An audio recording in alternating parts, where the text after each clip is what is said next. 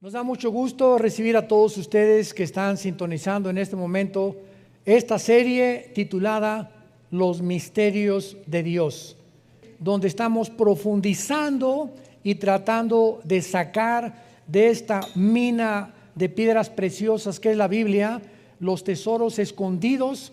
Como dice el rey Salomón, gloria de Dios es esconder un asunto y es nuestra responsabilidad sacarlo a la luz. Así que Dios encripta, esconde tesoros, revelaciones en lenguaje metafórico, simbólico, para que nosotros tengamos la diligencia, la perseverancia de estar escudriñando, profundizando y no leyendo ya superficialmente las Escrituras. Y cuando de veras nos abocamos a una investigación profunda de la palabra de Dios, no, como dicen los jóvenes, no nos las vamos a acabar, nos vamos a sorprender, vamos a darle gracias a Dios, porque cada día un cristiano siempre tiene que decir: Dios mío, hoy me sorprendiste con esta cosa que ahora entiendo en la Biblia. Y si ya pasó una semana, 2 semanas que no te ha sorprendido con alguna iluminación que Dios te haya dado en tus devocionales de la Biblia, pues la sigues leyendo superficialmente. Vamos a ver ahora el misterio de la serpiente y de Jerusalén. Tal vez no terminemos y la próxima continuaremos, pero es importantísimo lo que vamos nosotros a descubrir. Abran sus Biblias en el capítulo 3 del libro del Génesis. Y antes de entrar en materia, recordemos que otra vez enfatizo, Dios ha encriptado. Dios ha escondido a través de símbolos, de metáforas y de números. Porque hay un lenguaje de Dios en la numerología de la Biblia que se llama gematría, con G de gárgara. Gematría es la rama de la teología que estudia la numerología bíblica. Y como de las 22 consonantes, porque el alfabeto hebreo tiene puras consonantes, no tiene vocales. De estas 22 consonantes que se forman en el alfabeto hebreo, cada una de las vocales tiene un número. Es un ejemplo nada más que les voy a dar ahorita. Por ejemplo, la palabra embarazo en el hebreo tiene 2, 7, 5. Son 3 letras que forman la palabra embarazo en el hebreo. Y son los 275 días del embarazo de una mujer. Increíble. Esto no lo pudieron haber hecho los hombres. Y vemos que todo eso está encriptado. ¿Cómo es posible que exactamente estas palabras estén relacionadas con los 9 meses que tiene una mujer de embarazo? Entonces, esto es solamente un botón de muestra, como decimos. Génesis capítulo 1. En el principio Dios creó los cielos y la tierra. Bereshit ha Elohim asamayin aeretz. Son 7 en el hebreo, son 7 palabras, y la del medio es un menorá. 3 a la izquierda y 3 a la izquierda, y en medio el 7, que es Jesús. Porque 3 a la derecha y 3 a la izquierda del menorá es el número del hombre. Fuimos creados en el sexto día. Y cuando Jesús entra en nuestra vida, pasamos de la mundanalidad a la espiritualidad con Jesús. ¿Qué es lo que significa el menorá? Y es el símbolo de vida nueva para el mundo. Es un menorá, vida nueva para el mundo. Ustedes entienden por qué lo tenemos como símbolo también. Muy bien, estos solamente son botoncitos de muestra. para que de veras se agarren y digan: ah, caray, este está sabroso, ¿verdad? Qué rico está el postre. Muy bien, de la misma manera que esto es claro en el Antiguo y el Nuevo Testamento, en el Nuevo Testamento llega Jesucristo y comienza a hablar en parábolas. ¿Qué son las parábolas? Son comparaciones de cosas terrenales con espirituales o viceversa. Entonces Jesús comienza su ministerio. El sembrador, Mateo 13, salió a sembrar y una semilla cayó junto al camino, otra en espinas, otra en rocas y la cuarta dio fruto. Y la gente que lo escuchaba, ¿qué fue lo que escuchó? La tierra, semilla, un sembrador, espinas y piedras. Y no encontraron más que, qué bonito cuento. Y entonces agarró a los discípulos, después de que la gente no entendía, los llamó aparte y les dijo: a ustedes los que me siguen les es dado de conocer los misterios de Dios. Y entonces, aparte a ello, les explica: el sembrador es el que siembra la palabra de Dios, la semilla es la Biblia. El terreno es el corazón del hombre, los de junto al camino son los que cuando viene el diablo y no le entienden, se vea la palabra, los de espinos, etcétera, etcétera. Y él, detrás de un supuesto cuento o una historia, escondió los misterios del reino de Dios, para que hasta los granjeros, hasta los rancheros, cualquier indígena, no importa que no haya de la primaria, puedan entender los misterios escondidos en la Biblia si tienen a Cristo como su Señor. Y así llegamos a Apocalipsis también, que son puros símbolos, que las 7 estrellas, los 7 espíritus, las 7 cabezas, las 10 cuernos, etcétera, etcétera. Y todos estos símbolos están escondidos, pero representan verdades en el Antiguo Testamento. Entonces yo quiero estudiar Apocalipsis, necesito estudiar Daniel, Ezequiel y Zacarías principalmente, que me interpretan los cuernos y las cabezas y las bestias del Apocalipsis, porque la Biblia no es de interpretación privada. Entonces, abriendo la Biblia, encontramos en el capítulo 2 y en el capítulo 3 del Génesis lenguajes encriptados. Génesis 3: la serpiente era astuta más que todos los animales del campo que Jehová Dios había hecho, la cual dijo a la mujer: con que Dios os ha dicho, no comáis de todo árbol del huerto. Inmediatamente, lo primero que discernimos es que no podía ser una serpiente, sino que el mismo Nuevo Testamento, 2 Corintios 11, 2 al 3, les dice Pablo: temo que como la serpiente con su astucia engañó a Eva, vuestros sentidos sean extraviados de la sincera fidelidad de Cristo. Apocalipsis 12, 8 y 9, el dragón, la serpiente antigua que se llama Satanás. Entonces vemos que lo que aparece como un animal en el capítulo 3 del Génesis, sabemos que no era un animal. Una serpiente no camina, una serpiente no habla, y más que nada, una serpiente no razona. Y cuando vemos que una serpiente le está hablando a Eva, sabemos que la diferencia entre los animales y los seres humanos es que nosotros fuimos creados, a diferencia de los animales, con conciencia de que hay un Dios y de que podemos tener comunión con Dios. Los animales no pueden tener conciencia de Dios, no tienen conciencia de Dios, ni tampoco Dios se comunica a ellos. Son guiados por instintos. Entonces vemos que aquí un animal es usado por el Espíritu Santo para ilustrar a la serpiente. Y más adelante, cuando viene el juicio de Adán y Eva, le dice inmediatamente a la serpiente: vas a arrastrarte por tu pecho. O sea, una serpiente no necesita las piernas y los brazos que tenemos nosotros, ni las patas de los animales, porque su sistema muscular en el vientre hace que puedan caminar y enrollarse y transportarse. Y dice: y comerás el polvo todos los días de tu vida. A la serpiente, sabemos que las serpientes, si comen polvo, se mueren. Entonces, ¿le está hablando la serpiente o a quién le está hablando Dios? Le está hablando a Satanás, profetizándole que, como dicen Isaías 14, al final Satanás va a ser humillado peor que los mismos animales cuando venga el juicio de Dios. Entonces, todas estas cosas las descubrimos cuando estudiamos la Biblia, cuando profundizamos la palabra de Dios. Entonces nos damos cuenta claramente por qué Dios esconde todo este lenguaje encriptado, para que aprendamos que el petróleo no se encuentra haciendo un pocito de 1 metro en mi jardín. Si quieres encontrar petróleo, necesitas una sierra perforadora, ¿verdad?, que penetre casi 500, 300 metros, y ahí en lo más profundo se encuentra el oro negro. Los tesoros de la Biblia no se encuentran leyendo: Jesucito mío, mi dulce compañía, no me desampare noche en el día. Amén. Y ese es el devocional. Padre, te damos gracias por estos alimentos que nos has dado, y dáselos a los que no los tienen. En nombre de Jesús, amén. Mejor cómprate un perico que él diga esa oración.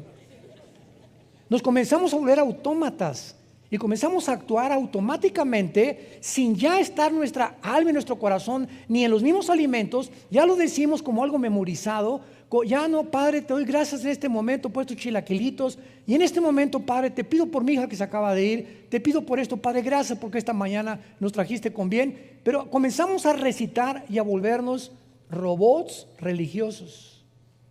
Y así pasa con la lectura de la palabra de Dios también. Muy bien. Entonces encontramos también, ¿verdad?, que en el huerto del Edén pues había dos árboles, el árbol de la vida y el árbol del conocimiento del bien y del mal. Y la Biblia nos dice en todo lo demás, ¿quién es la vida? Jesús. Yo soy el camino, la verdad y la vida. Entonces yo no voy a tomar un fruto y lo voy a comer y tengo la vida eterna. Dios lo encriptó y no sabemos que es Jesús la fuente de la vida. Pero no vamos a profundizar más porque estoy seguro que se van a empachar. Entonces, antes de poder profundizar, vamos a comenzar desde el principio. Vayamos, por ejemplo, al Salmo 82, versículo 1. La historia del huerto del Edén es una de las historias más famosas. Sin embargo, repito, encierra misterios de la Biblia. ¿Qué fue lo que realmente sucedió en el huerto del Edén? ¿Era la serpiente realmente un reptil que caminaba y hablaba y razonaba? ¿Y los árboles eran simbólicos o eran literales? ¿El fruto que comió Adán y Eva era literal o era simbólico? Y además nos revela la Biblia dónde se encontraba geográficamente el huerto del Edén, porque lo único que sabemos es que salía del Edén 4 ríos, de los cuales uno es desconocido, que tal vez fue erosionado o borrado después del diluvio, que posiblemente haya sido el río Nilo, que es posible. Pero sabemos que salían estos ríos y que estos ríos actualmente descienden por Irak, que es el río Tigris y el Éufrates. El Tigris nace en Turquía y recorre casi todo el Medio Oriente y desemboca en el Golfo Pérsico. Entonces nos damos cuenta que como se encuentra ahorita, si agarro un mapa ahorita y pongo a Israel, y pongo a Jordania, y pongo a Irak, y pongo a Irán, y pongo a Líbano, estas naciones que nosotros vemos geográficamente divididas por fronteras, fueron divididas después de 1920. Antes de 1920, la división geográfica que tiene el Medio Oriente ahorita no existía.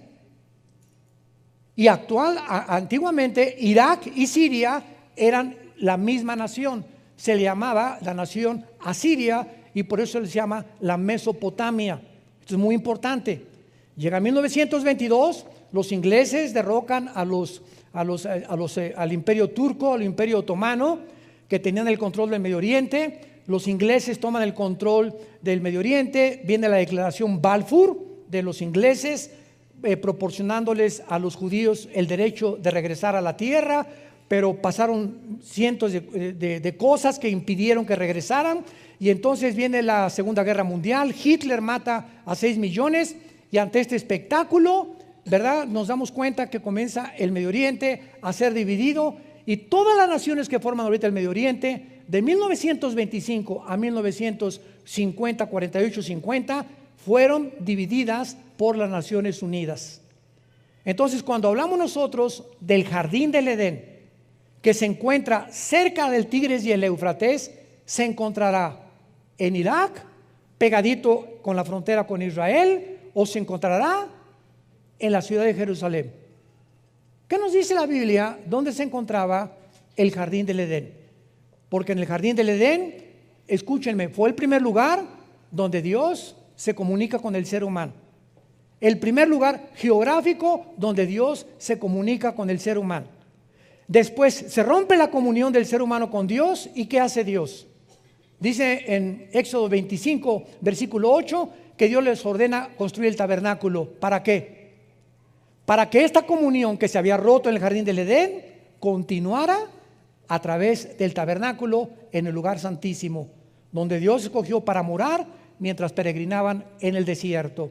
Después desaparece el tabernáculo y entonces viene el templo de Salomón, que fue el que destruyó antes de Herodes. Herodes lo vuelve a reconstruir otra vez, pero Dios siempre está buscando la manera de tener comunión con nosotros.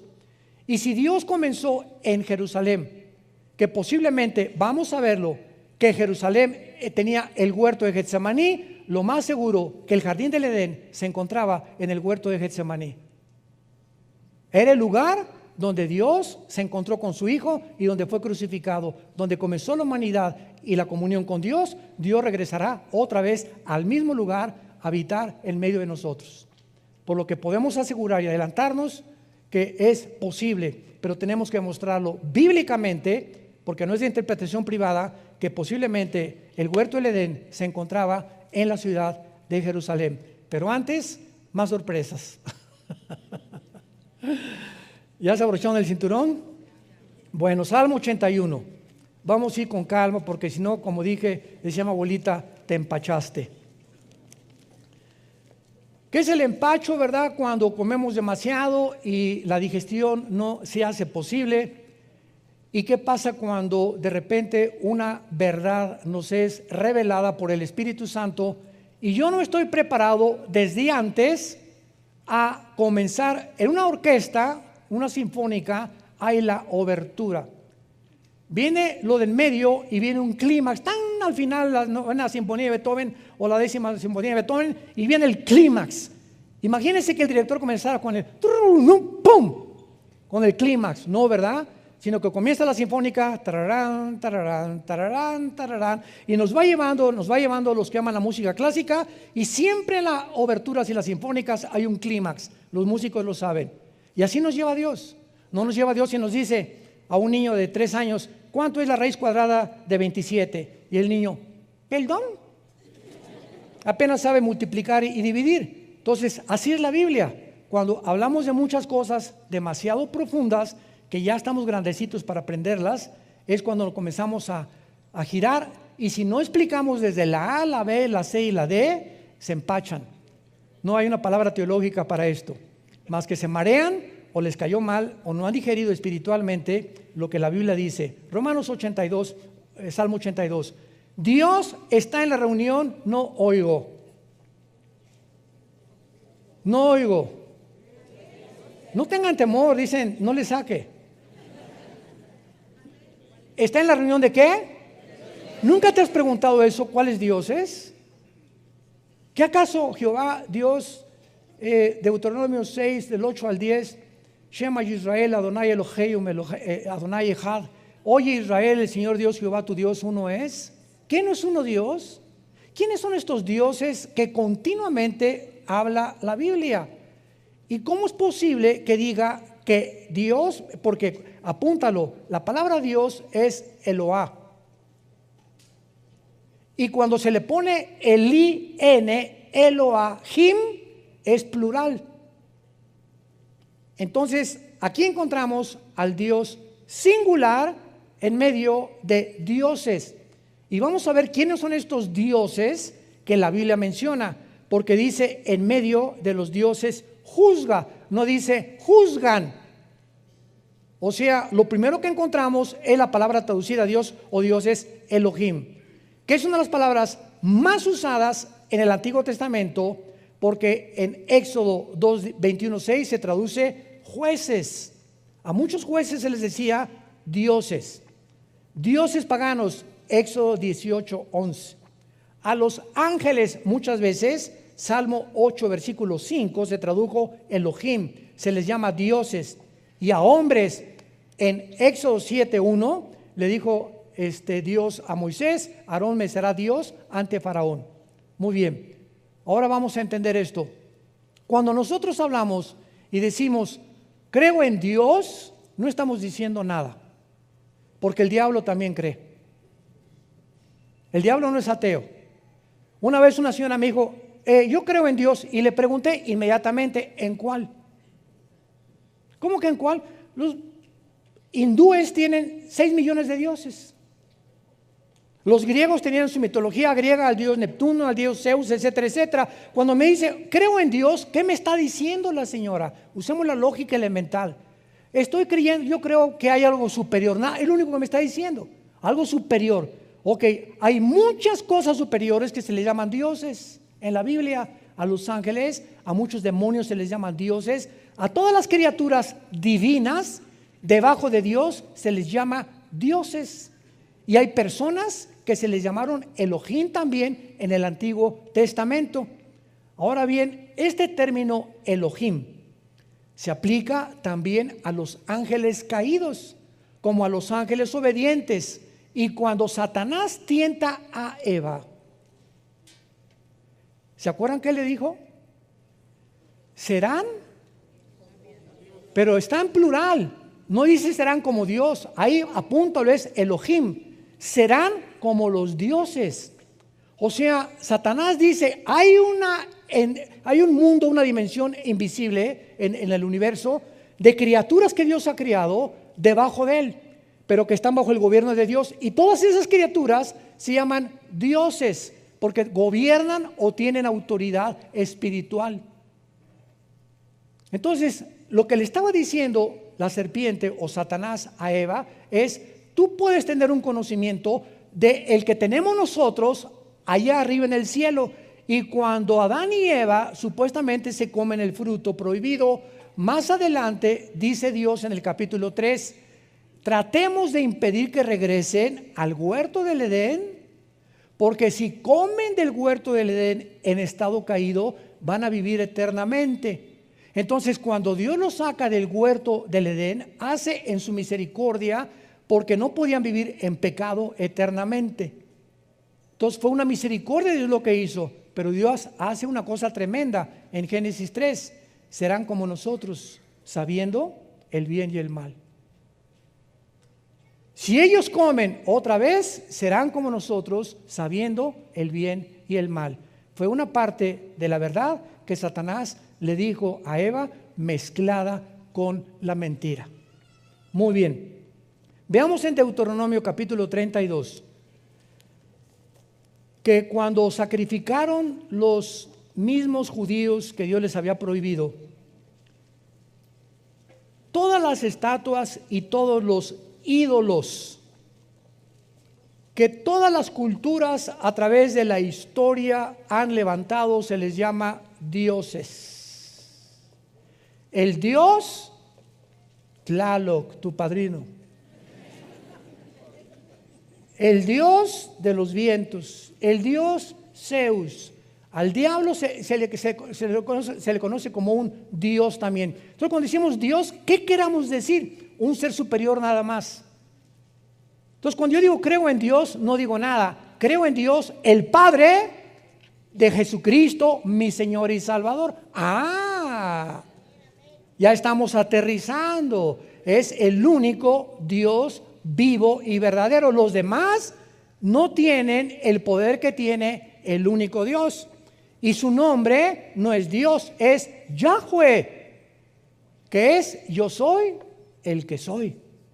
Ese es el nombre de Dios. No es Pancho, no es Miguel, no es Dios. Él es el Dios y Padre de Jesucristo, o el Padre de Abraham, de Isaac y de Jacob. Así aterrizamos y nos ponemos exactamente en la atmósfera adecuada para poder realmente entender la Biblia y a quién le estamos orando.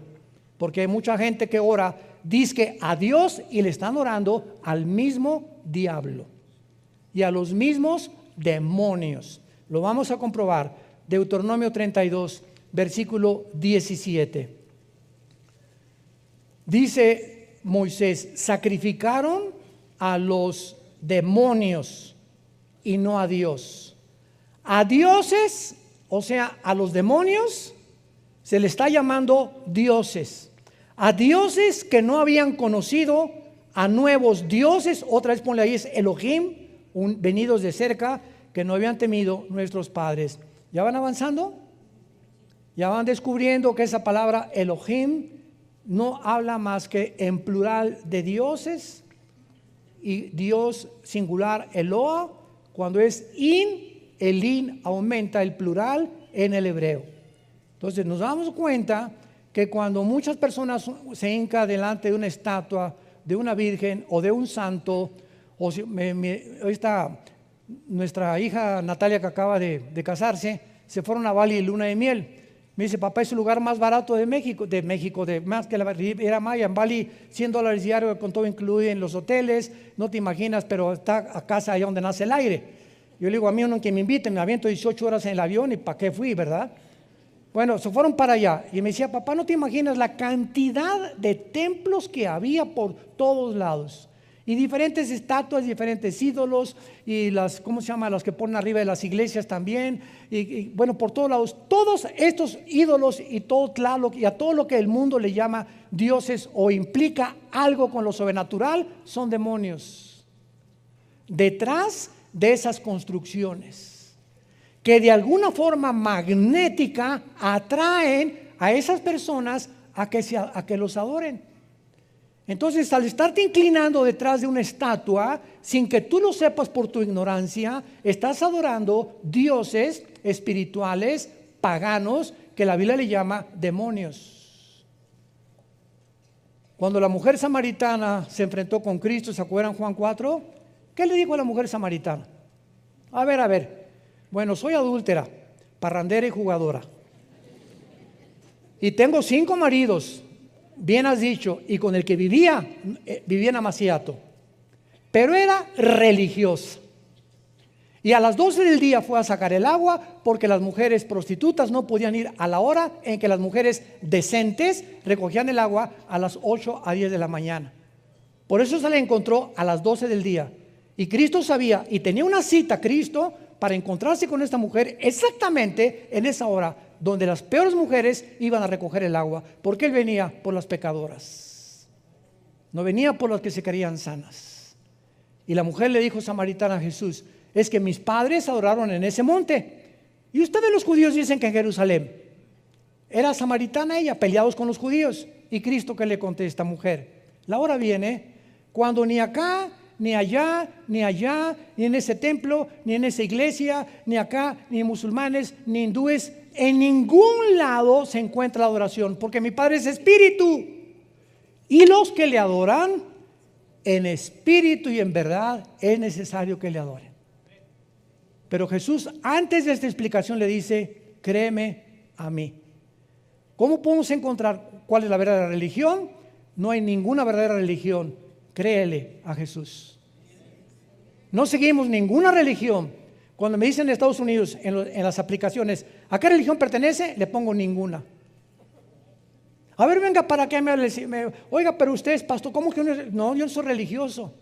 El cristianismo no es una religión, Señor. Discúlpeme, pero lamento su ignorancia. El cristianismo es una relación personal. Usted puede ser católico, remojado, bautizado, con viernes primero, hindú, etcétera, etcétera, e irse al infierno. La religión no salva a nadie. Jesús vino al mundo para invitarnos a que le abriéramos nuestro corazón y que nos quitara las vendas y guiarnos a la verdad. Y seguimos a un hombre llamado Jesucristo, que fue crucificado, enterrado y resucitado los 3 días. Él es nuestro Dios. Todos los demás son dioses falsos. Dice Santiago 2, los demonios también creen y tiemblan, pero nunca obedecen. Entonces vamos entendiendo y aclarando toda la terminología y todas las raíces etimológicas de las palabras, porque los medios de la televisión, los periódicos, los comentaristas, los entrevistadores, los supuestos politólogos, filósofos que hay en el mundo no tienen ni idea de lo que es el cristianismo. Y siempre lo relacionan con que es una religión, por ignorar la Biblia, porque es lo que se ha transmitido por tradición desde hace mucho tiempo.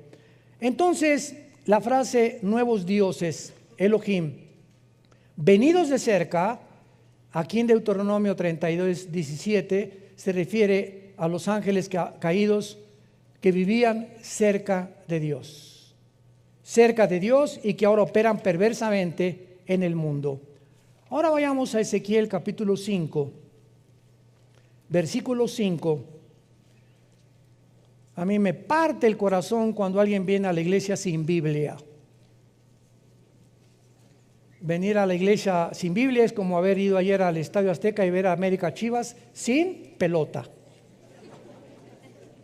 ¿Verdad? Si vas a un partido de fútbol y no tienes pelota, pues ¿para qué juegas? Venir a la iglesia sin Biblia es lamentable. Ezequiel 5, versículo 5,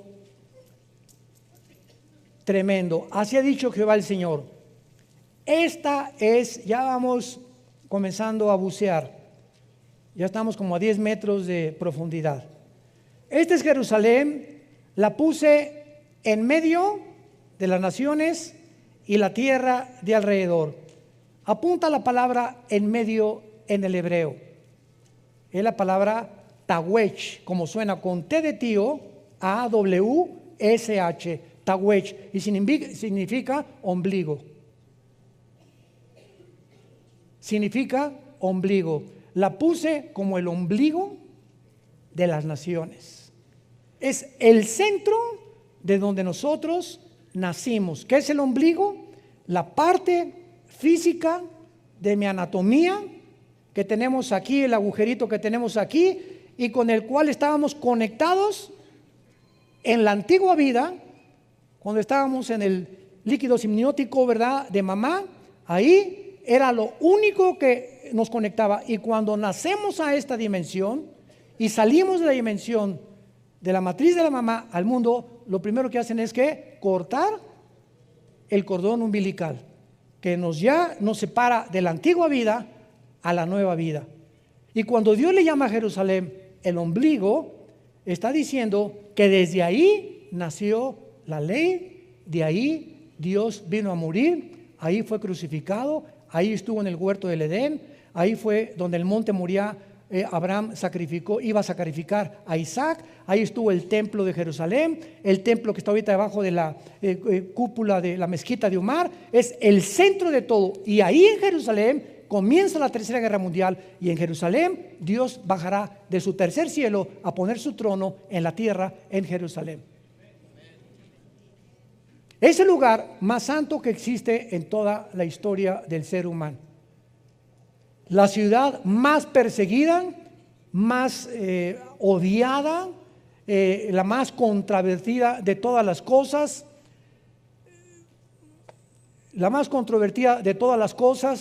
y la ciudad que está ahorita a punto de convertirse en la manzana de la discordia del mundo entero. Ahora vamos a comenzar a comprobar todas estas cosas. Otros han colocado el huerto del Edén en Israel, en el monte de Sión, y de acuerdo a la historia de los judíos y al lugar donde Dios creó a Satanás, fue en el Edén.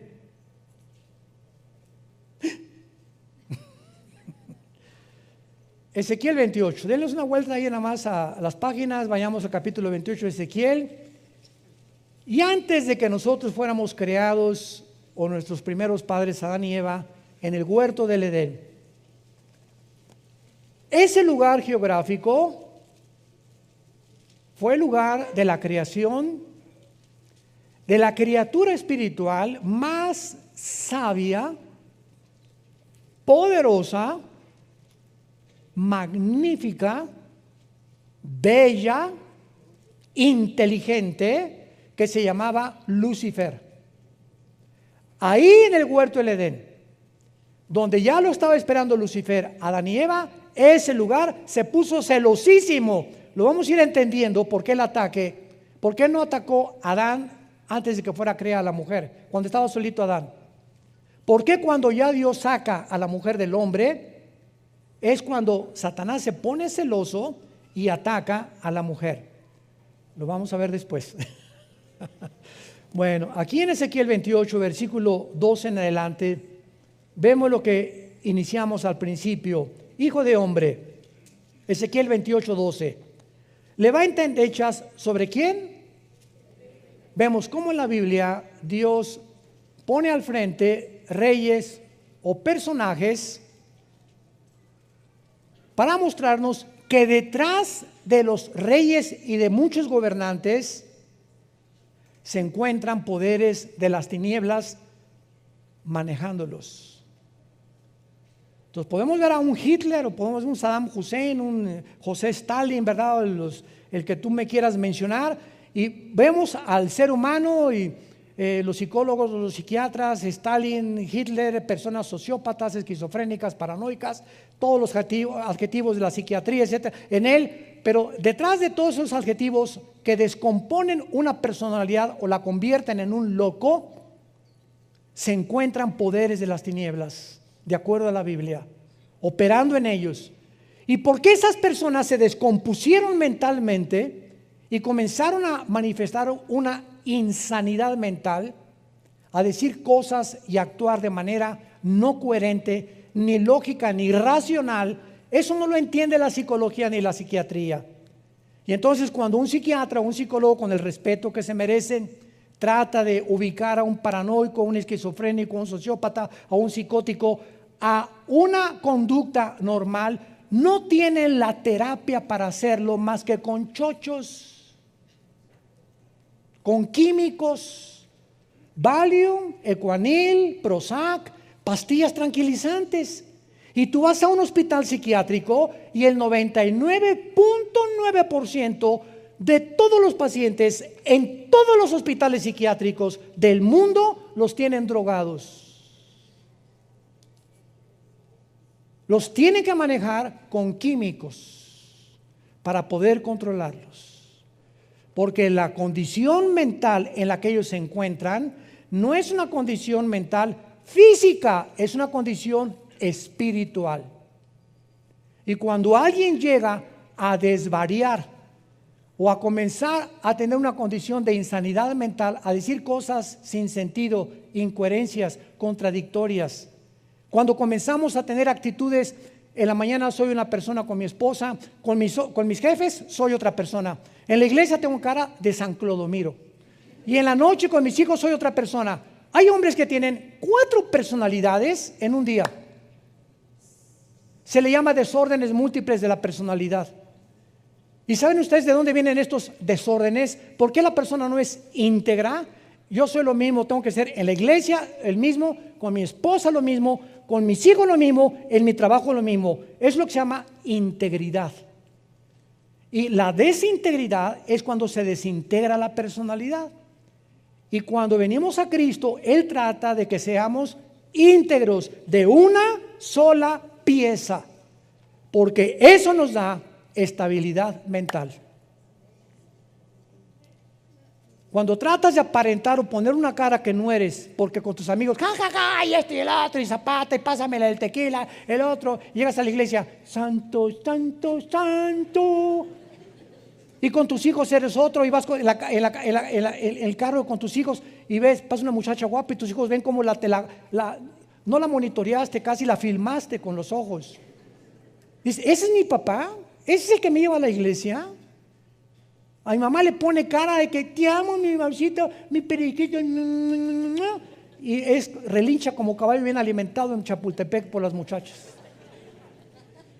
Te comienzas a desintegrar. Muy bien.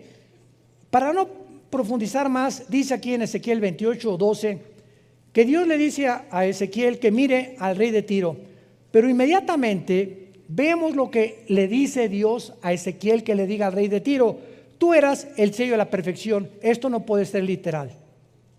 ¿Se dan cuenta cómo comenzamos a descubrir qué es literal y qué simbólico, es metafórico? No hay ningún rey de Tiro, ningún ser humano perfecto, más que Jesucristo. Tú eras el sello de la perfección, lleno de sabiduría y acabado de hermosura. Ya parecía que se parecía el rey de Tiro a Rambo. En Edén, en el huerto de Dios estuviste. Y en ese tiempo, Ezequiel, ya no existía el huerto de Dios ni el Edén. Conclusión, vamos bien. No está hablándole a un humano, está hablándole a una entidad espiritual representado por un rey para podernos revelar de quién está hablando.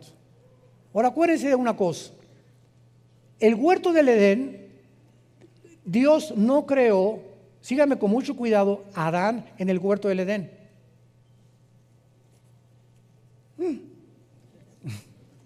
Si leen ustedes capítulo 2 del Génesis, van a ver ustedes que Adán fue creado en el Edén.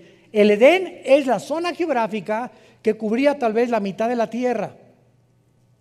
Y el huerto del Edén fue puesto dentro del Edén. El huerto, un jardín en medio de la zona geográfica que se llamaba Edén. Entonces, el huerto era un jardín especial donde el ser humano iban a ser probados. Y Dios crea en el Edén Adán, y ahí lo dicen en Génesis capítulo 2, y lo coloca en el huerto. La única que fue formada en el huerto fueron ustedes, las mujeres, en el paraíso de Dios. Con razón. Con razón nos traen como nos traen, ¿verdad? Hoy en la mañana se lo dije a mi esposita y me dijo, ay, qué bonita cosa me has dicho, con razón, ¿verdad? Le digo, con razón te amo tanto. Las mujeres fueron creadas en un paraíso, nosotros en el barro y en la tierra y en el lodo. Y ya que estábamos en Edén, de ahí fueron ustedes sacadas dentro de nosotros con otro cromosoma que nosotros no tenemos, que son los dos cromosomas X, y a Dios nos dejó el cromosoma Y genéticamente para hacernos completamente distintos. Pero esto es muy interesante, porque cuando venimos a la Biblia y encontramos en Edén, pero no solamente dice, sino que dice en el huerto de Dios, significa que no solamente estaba Lucifer en el Edén, sino que ahí estaba corroborando lo que Génesis 3 dice, en el huerto de Dios. La palabra huerto también se puede traducir como es la palabra Gan, G-A-N en el hebreo, Gan, y es jardín, también se puede traducir el jardín o el huerto de Dios. Pero vayamos más adelante. En Edén, en el huerto de Dios estuviste, está hablando de Lucifer. Ha sido la criatura, el querubín más perfecto, más sabio, más inteligente que Dios creó en el universo. Y vean lo que dice Dios, que Lucifer estaba vestido con piedras preciosas, cornerina, topacio, jaspe, crisólito, berilo, ónice, zafiro, carbunclo, esmeralda y oro. Cuando vemos las vestiduras del sumo sacerdote en el Antiguo Testamento, y cuando él entraba al lugar santísimo en el mes de septiembre, ahorita nos encontramos en el mes de septiembre, octubre, en Tishri, ahorita es Rosh Hashanah, para los judíos, que es la fiesta de las trompetas. Muchos creen que en esta época es cuando Cristo viene del arrebatamiento. Muchos creen, no estoy seguro, puede ser o no puede ser, pero no sabemos eso, no podemos ser dogmáticos. Pero cuando el sacerdote entraba al lugar santísimo en este mes de Tishri, entraba con una fila de piedras preciosas, y son las piedras preciosas que usaba Satanás. Son exactamente las piedras que encontramos aquí también. ¿Qué nos habla esto? Que Satanás, antes de caer, no era su nombre. Satanás significa adversario, si lo quieres apuntar, en el hebreo Satán. La palabra diablo tampoco es su nombre. La palabra diabolos en el griego significa el que acusa o el que calumnia, pero su nombre es Lucifer. Ese es el nombre de Satanás y del diablo, Lucifer. Los demás son títulos. Entonces, Lucifer, de acuerdo a la Biblia, era o ejercía una especie de sacerdocio en el cielo. Vamos a seguir leyendo. Todas estas cosas, dice la Biblia, esmeralda, los primores de tamboriles y flautas, estuvieron preparados para ti en el día de tu creación. Aquí la palabra creación es bara, de las tres palabras que hay, significa de la nada. O sea, Lucifer apareció, jamás había existido, porque no es eterno más que Dios. Versículo 14, querubín grande y protector. Lucifer es un querubín caído, no es un ángel caído, es un querubín caído. Tratemos de explicar. El rango más alto de los ángeles son los querubines. Podríamos llamarles un ejército, los generales de división. Los coroneles o los tenientes coroneles son los serafines. Y debajo de los serafines están los ángeles. Entonces los ángeles significa malak, con K en el hebreo, mensajeros. Nada más. Nunca Dios ha mandado querubines más que en el huerto del Edén y en el tabernáculo, en el arca del propiciatorio, porque a los que Dios manda a la tierra son ángeles, y uno de ellos, el más importante, es Gabriel. Entonces los querubines es el rango más alto de las criaturas de Dios. No todos son ángeles. Los ángeles son los mensajeros, los serafines están alrededor del trono de Dios, esos jamás han bajado a la tierra, y los querubines, más que Satanás, ha bajado al mundo algunas veces, como lo vamos a ver. Y se le llama protector. Pregunta, ¿a quién protegía querubín. ¿Se fijan? Cuando estudiamos la Biblia, comenzamos a preguntarnos, y no nada más así, tú querubín protector, te puse el santo monte de Dios, estuviste, amén. ¿Por qué se le llama protector? ¿Había alguien a quien tenía que proteger?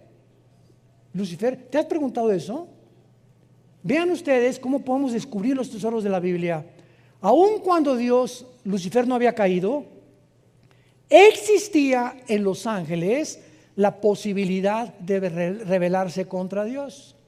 La misma capacidad que tenía Adán y Eva, que fueron creados sin pecado, pero con la posibilidad de rebelarse contra Dios. O sea, los ángeles podían pecar, Adán y Eva podían pecar.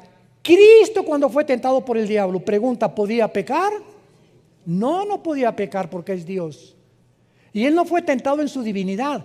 Cristo no podía pecar. Entonces, cuando Dios lo enfrenta con Satanás a Cristo, no era para probar si él podía pecar, porque Dios sabía que no podía pecar, él era Dios, era su hijo, sino para demostrar que no podía pecar. Es como cuando un ingeniero hace un puente y lo inauguran y prueban el puente, no para ver si se va a caer, para demostrarle al mundo que el puente fue construido para que no se caiga. Entonces, Cristo no podía caer en tentación porque Él era Dios. Esto es muy importante en la teología, a los que estudian teología. Entonces, Satanás sí podía caer y Adán y Eva sí podían caer y cayeron. Entonces, Lucifer estaba cuidando que cuando hubiera una rebelión en el cielo, él protegiera a Dios. Y al que Dios crea para que lo protejan y cuiden el reino de Dios en el cielo, es el primero que se rebela y inicia la rebelión en contra de su creador. Ahora entendemos por qué dice la Biblia en 2 de Pedro que a los ángeles no los perdonó Dios. Yo recuerdo antes de ser cristiano, le platiqué a mi esposa también hace como una semana, que una de las cosas que más me impedían a mí ser cristianos es que a mí siempre me ha gustado pensar mucho y leer mucho desde niño. Y yo les preguntaba a los cristianos, a mi hermano y otros que me llegaron a Cristo después, ¿Dios es bueno? Sí. ¿Por qué no perdona a Satanás? ¿No es misericordioso Dios? ¿Por qué no lo perdona? Y no me contestaban. Y este hombre se llamaba Giovanni Papini. Es un libro que él escribió, Giovanni Papini, tratando de criticar y de juzgar así. ¿Y por qué si Dios sabía que Lucifer se iba a rebelar? ¿Para qué lo creó? Y son preguntas que requieren respuestas y que las tenemos en la Biblia. Entonces, cuando Dios crea a los ángeles, no crea a una entidad espiritual o entidades robots. Tenían que tener la capacidad de elegir libremente. Y como ellos fueron creados cerca de Dios y vieron a Dios, a los que mucho se les da, mucho se les pide. Por haber vivido tan cerca de Dios, no los perdonó Dios. Los seres humanos, los cristianos, nunca, dice 1 de Pedro, hemos visto a Dios. Confiamos y creemos en aquel a quien hemos visto. Vivimos por fe. ¿Qué es la fe? La certeza de lo que se espera, la convicción de lo que no se ve. Si lo veo, ya no es fe. Si yo veo un paciente que se levanta en la silla de ruedas, voy a creer. No es cierto, porque la fe no es por la vista, la fe es por el oído. Romanos 10:17. Y entendemos por qué no perdonó Dios a los ángeles. Y cuando venga el infierno y el lago de fuego, ya no va a haber tampoco misericordia en el juicio final para los seres humanos, que Dios les brindó la oportunidad, como te la brinda en esta tarde, de venir a una cruz y que escojas la vida en lugar de la maldición, simplemente porque te encarcelaste en tu orgullo, en tus pecados, en tu dureza de tu corazón, y por ello serás responsable de las consecuencias de tus acciones y tus palabras en el día del juicio. Tú, querubín grande y protector, te puse en el santo monte de Dios. El santo monte de Dios es Jerusalén. Los rabinos judíos le llaman el monte del templo, porque Jerusalén está construida en una montaña. Cuando vayamos a Jerusalén el año que entra, vamos a ver todo eso geográficamente, con PowerPoint y todo. Va a ser un viaje maravilloso en junio del año pasado. Inscríbanse los que puedan ya desde ahorita. Va a ser un viaje, a lo mejor será el último que hagamos, no lo sabemos, ¿verdad? Pero es increíble cuando llegas a Jerusalén y aterrizas ahí en Tel Aviv, te bajas del avión, inmediatamente hay una atmósfera que no está ni en la Riviera Maya, ni en Acapulco, ni en Puerto Vallarta, ni en Bali, ni en Hawái, ni en ningún lado. Es una atmósfera que comienzas a sentir que estás en un lugar verdaderamente santo. Y aunque hay una religiosidad impresionante en Jerusalén, nos damos cuenta ahí cuando caminamos por la vía dolorosa, donde Cristo cargó la cruz, cuando llegamos al monte, donde fue enterrado Jesús, y al huerto de Getsemaní y todas cosas, sientes inmediatamente, de veras lloras. Hay una sensación en el aire que te hace llorar porque estamos conectados con Dios. Y toda la demás gente que llega y todas las demás religiones como si nada, como fueran a Cancún, a Acapulco, o a Tasco, o a San Miguel Allende. Pero cuando eres hijo de Dios y estamos conectados con la dimensión espiritual de Dios, todo nos afecta porque sentimos inmediatamente que Dios nos está hablando en cada lugar donde vayamos a ir. Lo más importante de esto, para terminar, dice aquí en Ezequiel 28, y lo vamos a dejar de tarea para la próxima clase. Dice en el versículo 17, el pecado de Lucifer: se enalteció tu corazón a causa de tu hermosura, corrompiste tu sabiduría a causa de tu esplendor, te arrojaré por tierra, delante de los reyes te pondré para que miren en ti. Por favor, pongan atención, versículo 18, con la multitud de tus maldades y con la iniquidad de tus contrataciones. La palabra reculá en el hebreo, que se tradujo contrataciones, es comercio o tráfico. Aguántense. Traficaste, profanaste, y esta palabra chalal, C-H-A-L-A-L, chalal, significa violar. Y se usa en el Antiguo Testamento sexualmente. Traficaste y violaste. ¿Qué violó Satanás ahí arriba, Lucifer? ¿Con quién traficó? ¿Es posible que haya un tipo de reproducción de los ángeles? ¿Por qué dice en Génesis capítulo 3:15, tu semilla? Le está hablando a Satanás, tu esperma, la palabra ser en el hebreo es esperma, tu semilla estará en enemistado contra la semilla de la mujer. Y nace Caín, y Caín no aparece en la genealogía de Lucas ni de Mateo como hijo de Adán. Desaparece el mapa Caín.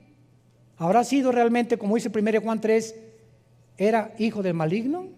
Caín, de alguna manera traía la semilla de él. Y nuestra naturaleza que heredamos pecaminosa, ¿de dónde vino? Porque se transmite genéticamente por la sangre del pecado. Cuando nace un niño, no le dice Dios, ahora póngale pecado. No, los padres transmiten a sus hijos. Los 23 cromosomas míos y los de mi esposa forman el cigote, 46 cromosomas, y ahí está el ser humano completito y bien pecadorcito. Como dice David en el Salmo 51, en pecado me engendró mi mamá. Entonces, cuando comenzamos a profundizar todo esto, nos damos cuenta que en Génesis 6 los ángeles se metieron con las mujeres y produjeron gigantes. ¿Qué pasó en Génesis 6? ¿Alguna problema o algún experimento genético que hicieron con las mujeres? Y Judas, antes de Apocalipsis, la epístola de Judas dice que los ángeles, igual que los sodomitas, se fueron en pecados fornicando, igual que los sodomitas. Fornicando los ángeles. Oiga, hermano, pero acuérdense de Mateo 22. ¿Qué dice Mateo 22? Cuando se casen, cuando resuciten, no se casarán ni serán en casamiento, serán como los ángeles están en el cielo. Los ángeles en el cielo no tienen acceso, cuando bajan a la tierra, tienen forma de mezclarse con los seres humanos y producir engendros y producir fenómenos o mutaciones genéticas. Niños que nacen con 2 cabezas, niños que nacen descerebrados. La mayor parte de las veces es un problema de drogas durante el embarazo o de que algún antepasado estuvo en la brujería, pero encontramos que se transmite todo genéticamente, todo tiene un origen. El origen de los árboles, ¿qué es?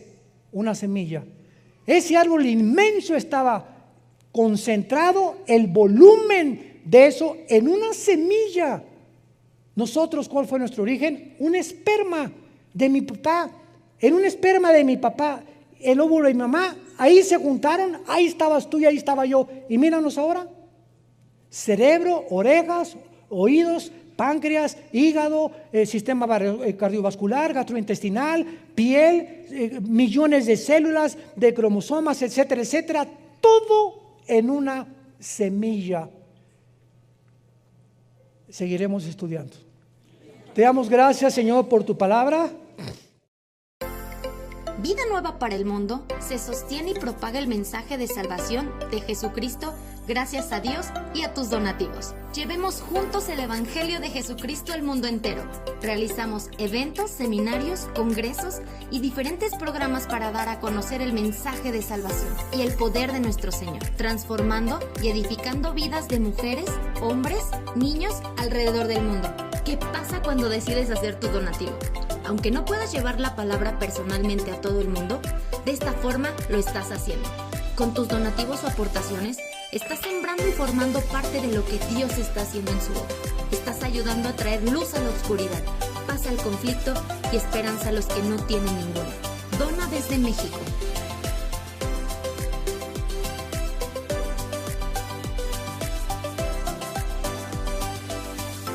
Dona desde Estados Unidos.